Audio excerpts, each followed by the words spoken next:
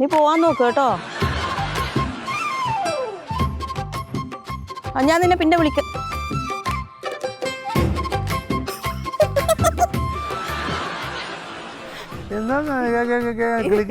ഇതെന്താ?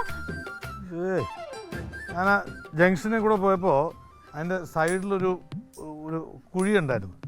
അതിലാ മറ്റേ drain sewage പൈപ്പൊക്കെ പൊട്ടി എല്ലാം കിടപ്പുണ്ടായിരുന്നു. അതിനകത്ത് ഒരു വൃത്തികെട്ട കാറും കൊണ്ട് സ്പീഡിൽ വന്നിട്ട് അതിനകത്ത് ചാടിച്ച് എൻ്റെ മേത്തോട്ട് തെറിച്ചു.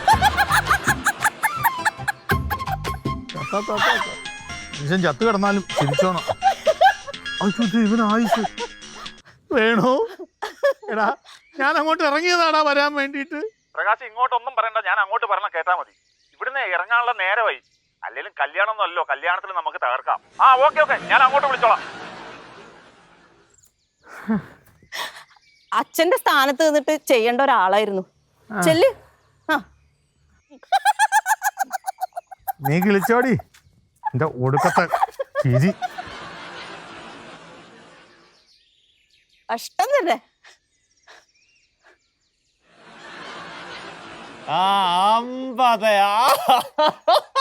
പൊളി പൊളി.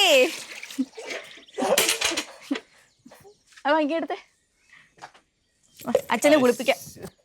എന്തായാലും ഒരു കാര്യമുണ്ട്, ചേച്ചിയുടെ ബെറ്റ് കാരണേ അച്ഛനെ ഉപകാരപ്പെട്ടത്. ആ സോപ്പെല്ലാം വെച്ച് ശരിക്കങ്ങ് തേച്ച് വരച്ചങ്ങ് ഉളപ്പിക്കും. നാറ്റം മാറട്ടെ, നാറ്റക്കേസല്ലേ. എടാ സഞ്ജു, ഈ അഴുക്ക് പോണെങ്കിൽ 50 ബക്കറ്റ് വെള്ളം പോരടാ. പിന്നെന്ത് ചെയ്യും? കിണറിലെടുത്തിട്ടാലോ? അത് കലക്കോ. നീ യൂട്യൂബർ അല്ലേ, എടുത്തങ്ങിട്ട് ഒരു വ്ലോഗ് കൂടെ അങ്ങ് പിടിച്ചോ. വൈറലാവും നീ. തള്ളിടാ നോക്കണ്. കരയണ്ടടാ, പോട്ടടാ. എടിയാ സോപ്പ് എടുത്തങ്ങ് തേക്കടി. കൊടുക്കെടുത്ത്. എടി സോപ്പൊക്കെ എടുത്തങ്ങ് തേച്ച് കുടിപ്പിക്കുക. ഈ നാറ്റക്കേസല്ലേ, എല്ലാം അങ്ങ് മോളട്ടെ.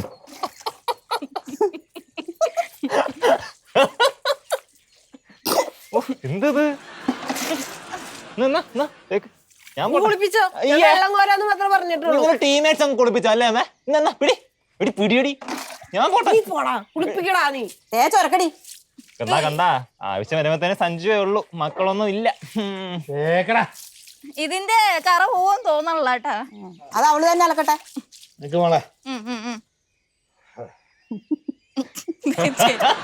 മണ്ണൊക്കെ ഇറങ്ങി വരുവാ.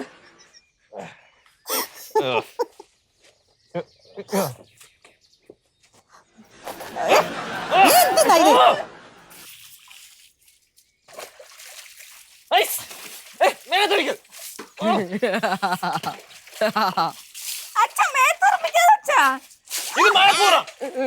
സോപ്പ് ഞാൻ തോന്നും.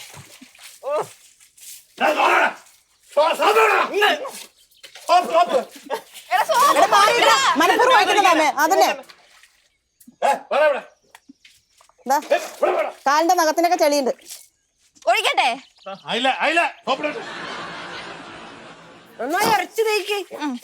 തലയിലൊക്കെ മണ്ണിരിക്കുന്നു. എടാ സഞ്ജു, ഇപ്പൊ സഞ്ജു ജയിച്ചു, മധു തോറ്റു. നീ പോടി.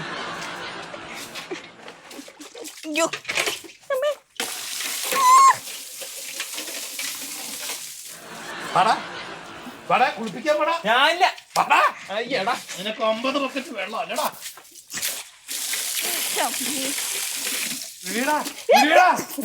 നിന്റെ അമ്മയെ വിളിയടാ.